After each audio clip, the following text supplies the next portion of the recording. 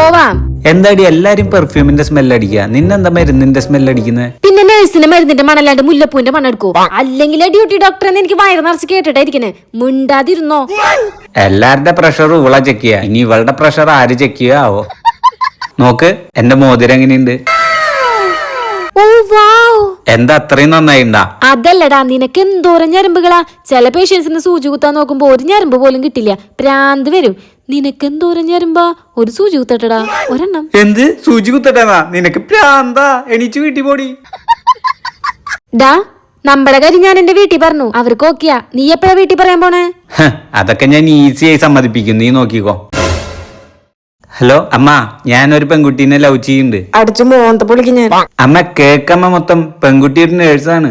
അവൾ എല്ലാ പേഷ്യൻസിനെയും നല്ല പോലെ നോക്കും, അതുപോലെ തന്നെ അമ്മേനെയും നോക്കും. മാത്രല്ല നമുക്ക് പിന്നെ ഹോസ്പിറ്റൽ ചെലവ് ഉണ്ടാവേ ഇല്ല. എന്ത് പറയുന്നു? എന്നാ തങ്കക്കെട്ടീനെ തൂക്കിക്കൊണ്ടാ മോനെ. എങ്ങനെയുണ്ട്? എന്ത് പറ്റിയതാടാ?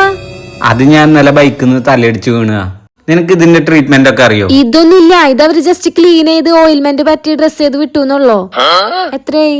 10,000. ഓ, ഞാനാണെങ്കിൽ ഒരു 5,000 ചെയ്ത് തന്നേനെ. സാരില്ല, അടുത്ത പ്രാവശ്യം വീഴുമ്പോ നീ എന്റെ അടുത്തേക്ക് വന്നാ മതി, ഞാൻ 5,000 ചെയ്തരാം. എന്ത്? പൈസ ലാഭിക്കാൻ ഞാൻ ഒരു വട്ടം കൂടെ ബൈക്കിന്ന് വീണ് നിന്റെ അടുത്തേക്ക് ഇനി വരണ?